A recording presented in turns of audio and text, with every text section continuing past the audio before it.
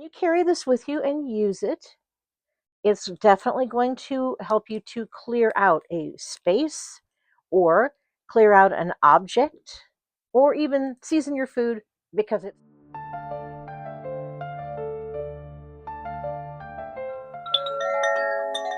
Did you ever go into a place that just it feels icky?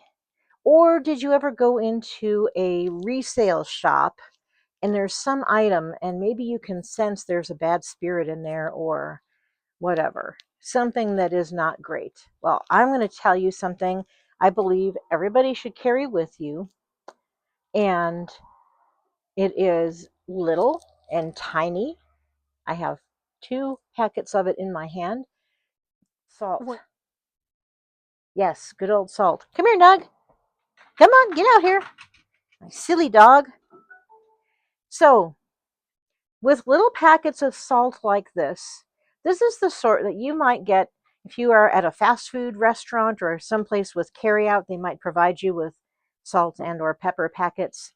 Well, or you can buy a great big giant bag of them at like Walmart or Sam's Club or wherever, and carry some with you. They're so small. I often will even put one into my phone case because I have the type where there's a little bit of extra room. So I will just slip a packet in there. And that way, because I'll tell you, I have been out at a resale shop one time, for example, and there was a really old typewriter. And the thing is with really, really old things, sometimes they carry either spirits or energies that are not so nice and pleasant. And so here I'm the store, there are customers, whatever. I open up the little salt and I'm like, okay, this typewriter, only goodness and light can be here. And I just took some of the salt and sprinkled it right on the typewriter. It wasn't enough anybody would notice. Nobody fussed at me about it. I have done that sort of thing a lot. If you ever go to somewhere and there had been a traffic accident recently, the energy of the area is really tough. And so sprinkling a little salt, and if you want to say a prayer, a blessing, or just please let good light, positive energy come and fill this space and take away all of the energy from the accident and the fear and all of that. You can do things like that. Between the power of your mind and the cleansing power of salt, it's just amazing. Now, salt has been used just from time out of mind. It was very highly prized in ancient times in the spice trading and all of that. And also, there are lots of references in the Hebrew Bible to it. So, salt is a good thing to keep with you. And with those little packets, it's very easy.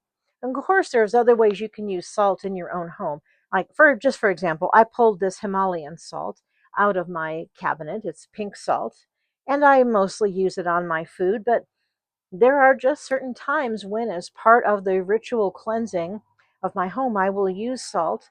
And sometimes I put the pink salt by my front door and my back door, and then just regular salt all around the perimeter to cleanse everything.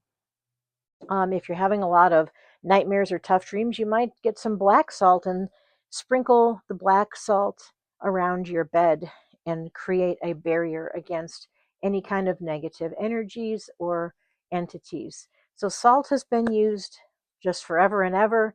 It's a great thing to have with you. So, I hope this tip about the power of salt is helpful to you.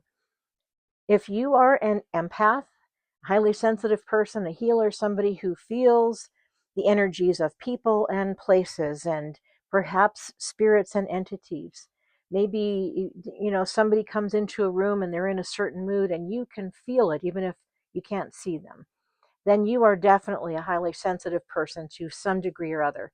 You might be an empath like me who feels other people's emotions and who can tell you whenever there's a moon void, of course, or a big cosmic shift or a solar storm, the flares and the CMEs and all of that, because I can be having a great day and my energy will shift like that on a dime.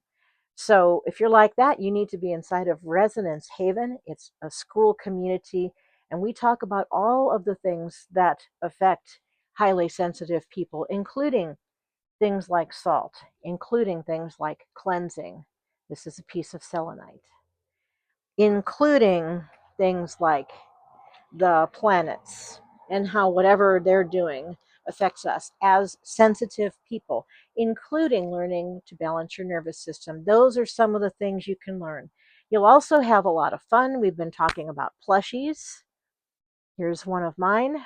And we just had a play date on Saturday where a couple of us were crafting or playing with art, and someone else just came to talk. It was great.